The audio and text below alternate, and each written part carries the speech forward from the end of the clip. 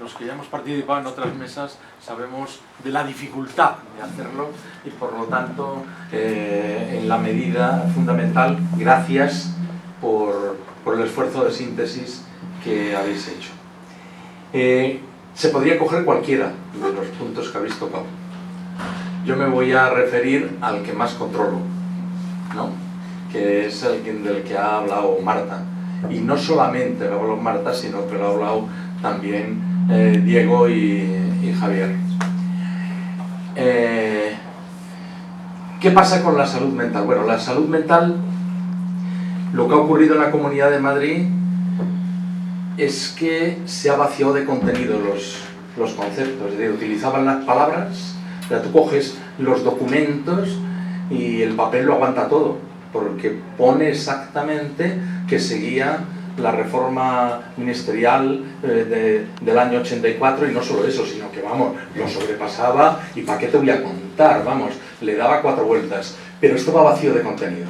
Estaba vacío de contenido porque vaciaba de recursos, porque no hacía ningún programa, no ponía ningún programa en marcha, y sobre todo no ponía los recursos de acuerdo con los programas. Y ha sido tan hábil que todos estáis hablando de ratios. La OMS dice que la ratio no sirve para planificar. ¿Cuáles son? Y ahí está una parte de la pregunta. ¿Cuáles son los programas que se van a desarrollar? ¿Qué cobertura y qué tipo de cobertura se van a querer dar? Y por lo tanto, ¿con qué perfiles vamos a dar y a hacer esa cobertura? Eso me lo creo, ¿no? Yo, que solamente que llevo 49 años dedicado a la salud mental de la infancia y la adolescencia, he tenido que soportar que eso no existía durante 47. A pesar de tener un nombramiento del INSAL, ad hoc. Entonces, es una cuestión curiosa, porque ahora todo el mundo habla de la salud mental de la infancia y la adolescencia. Y claro, los que peinamos un par de caras, nos reímos bastante. Y entonces empiezan a hablar de programas curiosos, ¿no? Esto de la salud mental perinatal. Pero si no tiene usted psiquiatras de infancia y adolescencia y psicólogos de infancia y adolescencia, ¿con quién lo va a hacer? ¿Con quién lo va a desarrollar? ¿Con qué criterios se van a desarrollar? Lo de las enfermeras escolares, ¿de qué estamos hablando? ¿De meter una enfermera en cada centro escolar? ¿O que cambien los estilos de trabajo de la atención primaria para que tengan cobertura sobre las instituciones comunitarias y por lo tanto se refuercen los equipos de atención primaria con aquellos profesionales que se necesitan? Claro, es que estas cosas cambian. Cambia de dónde ponemos el énfasis en la cabeza. ¿De qué ponemos el énfasis? ¿En que vamos a hacer un programa especial para abordar el suicidio, o vamos a desarrollar la estrategia de salud mental en lo que corresponde a la estrategia, a la línea 3 de prevención y atención al suicidio, que no se dice, pero que lo contempla las 6 líneas básicas de prevención que están en los programas de mayor éxito? Cuando estamos hablando de dar la cobertura real a los problemas de salud mental, yo he hecho psicoterapia toda mi vida, desde lo público, reservando horas. ¿Por qué? Porque hay que reservarlas. La gestión del tiempo también es una cuestión que entra en los profesionales y en la organización del trabajo. Por eso, los estilos del trabajo y la organización del trabajo también entra en la alternativa que se esté dando, sobre todo cuando estamos hablando de una línea de atención comunitaria, donde contemplas al otro como parte propia, no como enemigo al que le tengo que mandar las cosas. Y bueno, podría decir más cosas. Bueno, por favor, una cosa. No, que tiene que haber más cosas, que tú te enrollas mucho. No a la ley, por favor, no a la ley de salud mental. Eso intensifica de una manera clara todo lo que significa el estigma, y ya para eso está la estrategia, y si se desarrolla, va bien. Sí, no hemos sido nosotros muy amigos de la ley de salud mental, tampoco. Pero bueno, pero sabes que hay algunos. Sí. Comento yo lo de la enfermera escolar, ¿vale? Lo de la enfermera escolar, nuestra perspectiva es que tiene que estar integrada en los equipos de atención primaria, ¿vale? La enfermera escolar es un enganche que facilita en un entorno concreto la actividad sobre además en uno de los pocos entornos en los cuales sí que, aunque no institucionalmente, pero sí formalmente, se sigue manteniendo cierta territorialización, sobre todo en la red pública, ¿no? Entonces el sí es con integración en los equipos. A ver, yo me podría tirar hablando de este tema horas y horas y horas, porque son muchos melones aquí. A la salida si quieres. Sin problema. Y además... Nos vamos los 3 de copas. Por ejemplo. A ver, la cuestión, son muchas cosas. Las ratios no son condición, o sea, las ratios no garantizan las cosas, pero es verdad, y esto es una queja sistemática de otros perfiles profesionales y hay que escucharlo. Y yo aquí tengo un sesgo de psiquiatra que yo pienso, bueno, pero qué maldad, si con una cuestión de cultura asistencial y de funcionamiento en equipo de verdad, con las ratios que tenemos podemos funcionar y con la desproporción de ratios que tenemos podemos funcionar, y hay ejemplos de áreas y lugares donde se están haciendo prácticas que verdaderamente son bastante exitosas. Ya cuando hay perfiles profesionales que sistemáticamente dicen que esa desproporción de ratios sistemáticamente les deja fuera de ciertas decisiones y hace que su voz tenga menos peso, yo creo que es una reivindicación que hay que escucharla, ¿vale? Y esto no son solamente reivindicaciones gremiales de colegios profesionales, que también y que son legítimas, sino también de sociedades profesionales que dicen, bueno, para que nos creamos la multidisciplinaridad y la interdisciplinaridad de verdad, tenemos que apostar por reproporcionar equipos, sobre todo cuando nadamos a contracorriente en un marco absolutamente cientificista, pro biomédico y pro todo tecnológico, y que la parte de los cuidados la deja muchísimo más abandonada. Eso hay que tenerlo en cuenta. Cuando hablamos de salud mental perinatal no hablamos solamente, que también, de psiquiatras y psicólogos, enfermeras y de trabajadoras sociales especializadas en niños y adolescentes haciendo intervención, sino hablamos también de los grupos de crianza de las matronas en los centros de salud, ¿no? Y de cómo el acompañamiento de las mujeres durante el embarazo y durante los primeros meses y durante todo durante los 2 primeros años de vida del bebé, pero especialmente durante los meses de mayor fragilidad del puerperio, ese acompañamiento sabemos que es generador de salud mental, sabemos que detecta las situaciones de riesgo y sabemos que, esto es una ley de los que no trabajamos en salud mental, que las embarazadas y las puérperas son sagradas y que tienen que tener absoluta prioridad en la atención, porque aliviar ese sufrimiento psíquico salva a la generación siguiente, ¿no? Entonces, salud mental perinatal le entendemos en un concepto muy amplio y que tiene que ver esa parte preventiva y esa parte de detección precoz y esa parte de acompañamiento y de generación de espacios generadores de salud, como son estos grupos de crianza y como son, que luego además generan redes y ayudan a enriquecer los barrios, y ayudan a enriquecer los territorios y hacen que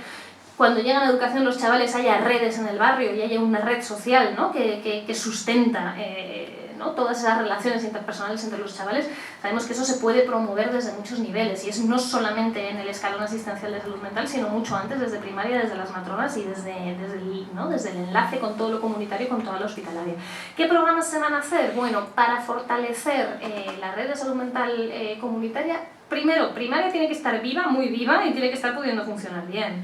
Pero si apostamos por la atención primaria y apostamos por la red de salud mental comunitaria, pues por ejemplo, todos los programas de especialista consultor de atención, de salud mental con atención primaria que generan un enlace real, y cotidiano, de trabajo continuo, y trabajo cotidiano de los profesionales de un nivel asistencial y de otros, sabemos que tienen muy buenos resultados y además sabemos que desbloquean muchos de los problemas estructurales de ambas redes y que protegen particularmente a los pacientes más frágiles, ¿no? ¿Qué pasa? Que el programa especialista consultor no es como uno de estos programas a los que les puedes poner un nombrecito, que es una cosa como ultra específica, que abres en una consulta y que es muy pintón y que te abre, abres la intranet y de repente está ahí publicado, ¿vale? No es un programa pintón, pero es un programa que mejora mucho la calidad de vida tanto de los pacientes, ¿no? Tiene un impacto real de que las redes funcionan, no funcionan paralelamente cada una a su aire, sino que funcionan integradas de verdad, y además tiene un impacto muy positivo en los profesionales que no sienten que están remando a contracorriente totalmente solos y con unas tasas de burnout terribles. Esto es uno de los problemas que estamos teniendo en el sistema sanitario también. La gestión del tiempo, por supuesto que es imprescindible y por supuesto que todos los que trabajamos en salud mental podemos reservarnos rato para hacer psicoterapia con pacientes que veamos que van a ser, que en ese momento que la van a aprovechar, que además se puede generar una buena relación terapéutica, y claro que tenemos que ser dueños de nuestro gestores de nuestro tiempo, gestionar nuestras propias agendas y poder reservar eso. Yo creo que todos lo hacemos. El problema es cuando la única flexibilidad que tienen las agendas es esa, la que el profesional decide. Pues que al final hay una ruina, hay un pico de demanda que la red con los recursos que tiene no puede sostener, pero desde esta gestión de tiempo tenemos la ilusión de que si gestionamos la agenda con suficiente habilidad, entonces sí. Y eso lo que genera al final es cada vez más desafección entre los profesionales y cada vez más profesionales calcinados. Entonces, la gestión del tiempo es condición necesaria, pero no es suficiente. Necesitamos recursos suficientes, necesitamos programas que funcionen, pero necesitamos una red de salud mental comunitaria que tenga unos servicios sociales que funcionan y responden y que tengan una atención primaria que no está colapsada. Y una red de salud mental comunitaria que no esté al final para, bueno, pues a entretener al paciente entre que entra y sale del hospital, que al final es lo que se ha acabado convirtiendo por desgracia, ¿no? Entonces, todo eso parte de respetando el diseño original, pero apostando por poner recursos de verdad donde hay que ponerlos. En ese sentido, las ratios no resuelven, pero creemos que son condición necesaria, aparte de muchas otras cosas. Vicente y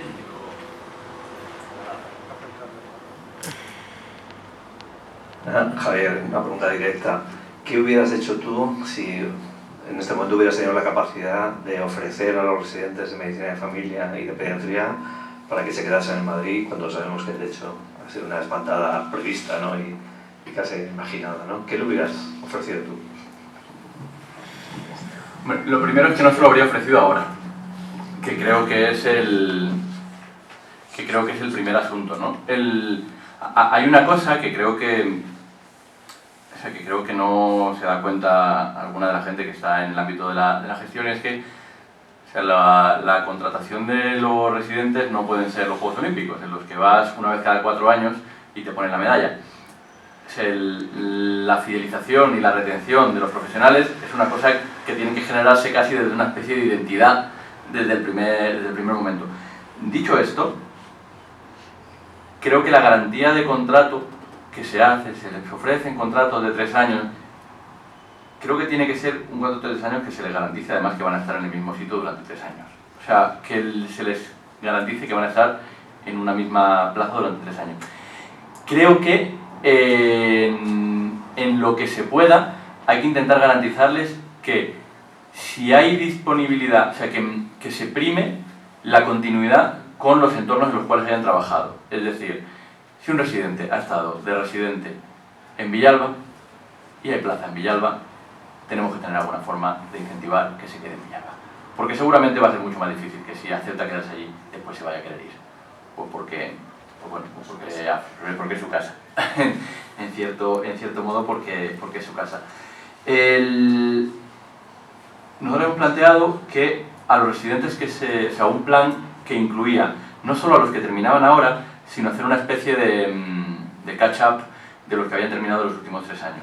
Que se les ofrecieran 3 años de contrato, que fuera en la misma plaza, que se les ofreciera una bolsa de formación, ¿vale? Para que pudieran mantener una especie de formación continuada con un dinero por parte de las administraciones públicas, que se empezara poniéndoselos a ellos y que fuera lo que después se fuera implementando en forma de bolsas de formación para los demás.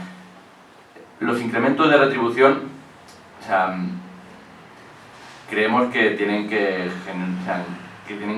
estar menos anecdóticamente distribuidos hacia las colas de la distribución, ¿no? O sea, se está vendiendo lo de unos incrementos de sueldo anuales de no sé cuántos que van a llegar a un 6, a un 7, a un 8% de los médicos y médicas de familia, pero que en realidad, o sea, estamos hablando de que hay, o sea, de que al gran grueso tendríamos que abordarlo.